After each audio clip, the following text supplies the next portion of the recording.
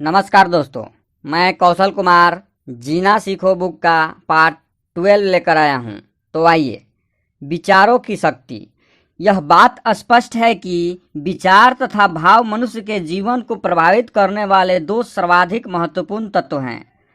प्रगति पथ पर चलने की इच्छा रखने वाले व्यक्ति को विचारों की इस महाशक्ति को समझ लेना चाहिए। भय तथा शंका के साथ किए गए कर्म से प्रायः उल्टा फल होता है।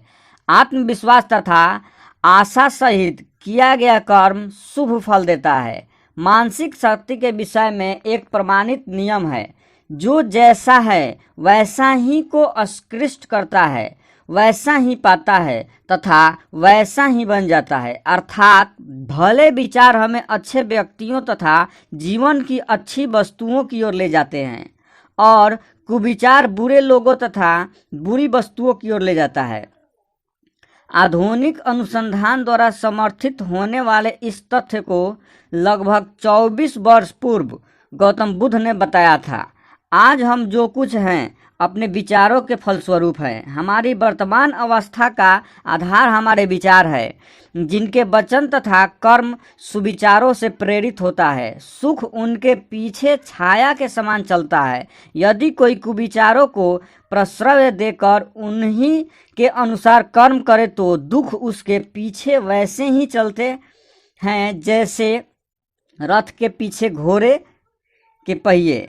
भगवान बुद्ध की यह महान उक्ति एक सनातन सत्य को व्यक्त करते हुए विचारों की महान शक्ति को दर्शाती है। अब तक हम भले ही असंख्य दुर्बल तथा अनुचित विचारों में लिप्त रहे हों, परंतु यदि प्रगति पथ पर चलना हो तो हमें तत्काल क्रमशः भले विचारों की अपनाना, अपने जीवन को श्रेष्ठ बनाने में लगाना चाहिए। हमारा शरीर मैला हो जाए तो चीखने से नहीं बल्कि स्नान करने से ही वह स्वच्छ होगा। हमें भले विचार ग्रहण करके उस पर मनन करते रहना होगा। इससे बुरे विचार धीरे धीरे हमें छोड़ते जाएंगे। इस दिशा में ऐसे महापुरुषों के जीवन के संदेशों पर चिंतन करना बड़ा लाभकारी होगा, जो सभी प्रकार के अहंकारों में मुक्त थे तथा सत्य के अन्वेषक थे। विचारों के वास्तविक स्वरूप के विषय में इस कुछ बातें इस प्रकार है। यदि तुम्हारे मन में एक बार कोई विचार उठे तो उसे दोबारा उठने की भी काफ़ी संभावना है। यदि कोई विचार को 4 से 20 या 20 बार दोहराए तो वह मन का एक अंग बन जाता है। भले ही हम इसे चेष्टापूर्वक न याद रख सके, पर यह मन की गहराइयों में बना रहता है। मन में निहित प्रबल विचार न केवल तुम्हारे अपितु तुम्हारे समीप के लोगों पर भी प्रभाव डालते हैं। विचार इतने शक्तिशाली होते हैं कि यदि तुम किसी का बुरा चाहो तो वह भी अनजाने में तुम्हारा बुरा सोच सकता है। यदि तुम दूसरों का भला सोचे तो वे तुम्हारा भी भला सोच सकता है। श्री अरविंद कहते हैं, भाव तथा विचार तरंगों या किसी अन्य रूप में किसी ऐसे मन की खोज में विचरते रहते हैं जो उन्हें धारण कर सके। मैंने मन में बाहर से विचारों के घूमने की बात पहले भी कभी सुनी थी, परंतु मैंने कभी इसकी सत्यता तथा संभावना में बारे में संयम नहीं रख सका। मेरे बैठते ही ऐसे होने लगा, क्षण भर में ही मेरा मन पर्वत शिखर की तरंगहीन वायु में समान हो गया और तब मैं एक विचार को बाहर से साकार रूप आते देखा।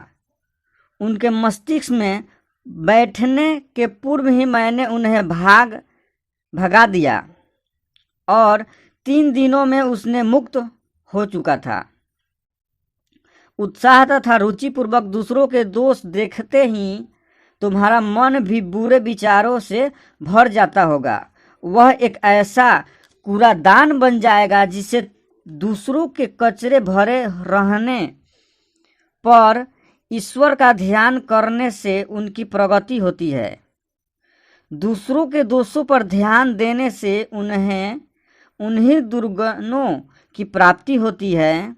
माँ श्री शारदा देवी ने लोगों की यह प्रवृत्ति देखकर अपने अंतिम उद्देश्य में कहा था, यदि शांति चाहते हो तो दूसरों के दोष मत देखो, बल्कि अपने ही दोष देखो। सारे संसार को अपना बना लो, यहाँ कोई भी पराया नहीं है।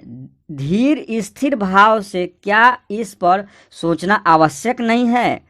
हम अपने मन में कैसे विचारों को आने दें और कैसे विचारों को न आने दें। रात को मैंने पूर्व हमारे मन में कैसे विचार रहते हैं, इस विषय में हमें विशेष रूप से सतर्क रहना होगा। हमारा चेतन मन उस समय निद्रालु होता है और हमारे अचेतन मन में भले बुरे का विवेक नहीं होता। उसमें जो विचार आते हैं उसके साथ अपनी ओर से कुछ जोड़कर वह उन्हें आवश्यकता अनुसार चेतन मन को दे देता है। कंप्यूटर में गलत आंकड़े भरने के समान यदि तुम अपने मन को क्रोध, घृणा या किसी अन्य बुरे विचार से भर लो तो निश्चय ही तुम्हारी नींद हराम होगी। फिर नींद खुलने पर वह दूषित मन तुम्हें ऐसे बुरे कर्म में प्रवृत्त करेगा जो तुम्हारे व्यक्तित्व को मलिन कर देगा। इसलिए सुप्रसिद्ध लेखक विक्टर ह्यूगो का कहना है, सोने के लिए भली आशाओं, प्रेम तथा क्षमा का तकिया बनाओ तथा तुम सुबह बड़े आनंद तथा प्रसन्नता के साथ उठोगे। याद रहे, तुम्हारे मन में चित्रगुप्त बैठे हुए हैं। असभ्यता का चमत्कार।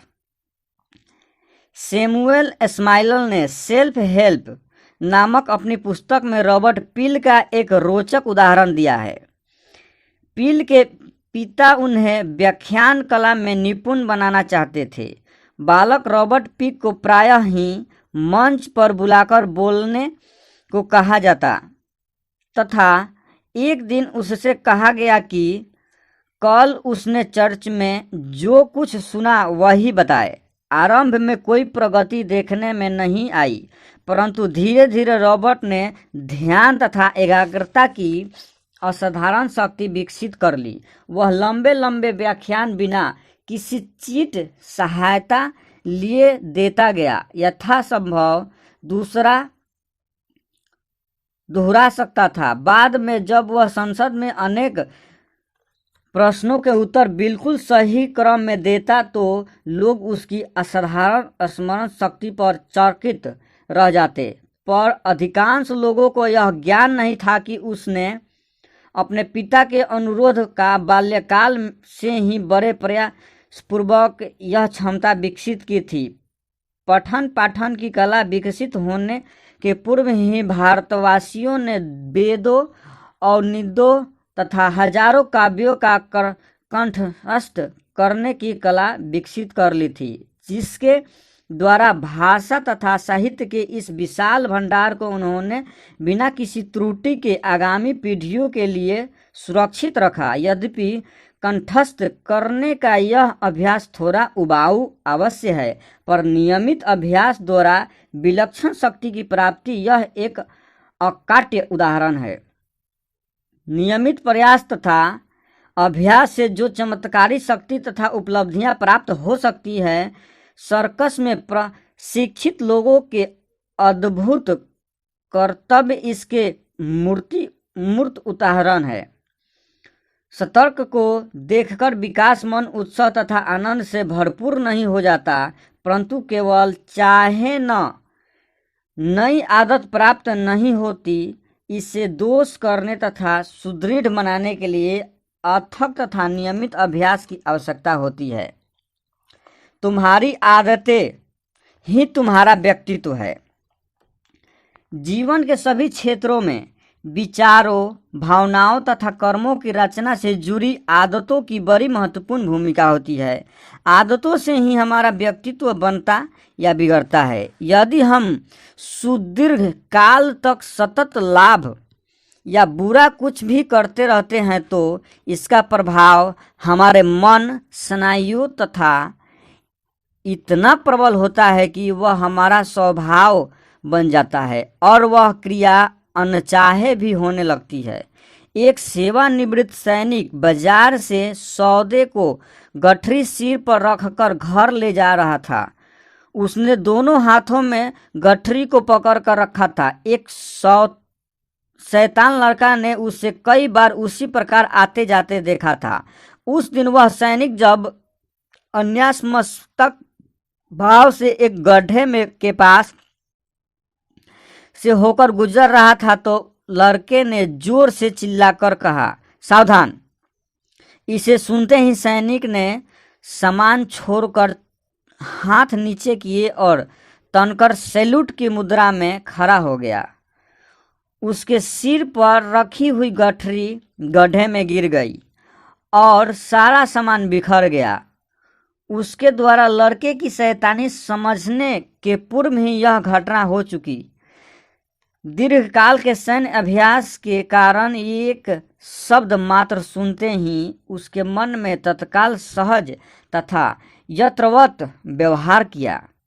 बहुत से लोग आदतों की अतीत संयम शक्ति के बारे में नहीं जानते। जब हम किसी जटिल या संकटपूर्ण स्थिति से निकलने की कोशिश करते हैं तब हमारी बुरी आदतें ही हमारे सामने अवरोध उत्पन्न करती है। हम प्रतिदिन अनजाने में ही अपने स्थान तथा परिवर्तन के साथ अनुकूलता का प्रयास करते हैं। नाश्ते के बाद सिगरेट पीने की आदत वालों को ध्यान से देखो। उस समय यदि उनके पास सिगरेट न रहे तो वे उसे खरीदने 2 किलोमीटर भी पैदल चल सकते हैं। वैसे आदतों से हमारा तात्पर्य केवल बुरी आदतों से नहीं है। सभी प्रकार की आदतें अपनी प्रचंड शक्ति के द्वारा व्यक्ति को नियंत्रित करती हुई उसके व्यक्तित्व को गढ़ती है। हमारी उपलब्धियां, विचार, द्वंद्व, रुचियां व समर्पित प्रेम, घृणा, क्रोध, चिंता, रहस्य व धोखे, गर्व, स्वाभिमान, प्रवृत्तियां व रुझाव, कुट, व्यक्तियां व व्यव्य, ये सभी ऐसे आदतें हैं जिन्हें हमने जाने अनजाने अपने परिवेश से एकत्र किया है। एक पुरानी दृढ़ मूल आदत से मुक्त होने की कठिनाई पर अंग्रेजी में एक सूत्र है। इसके पहले अक्षर एच को हटाने से ए बिट बचता है। उसमें से ए हटा दो तो बिट बचेगा, फिर बी हटा दो तो इट बचता है। अब समझ में आया ना कि आदत का प्रभाव कितना प्रबल होता है।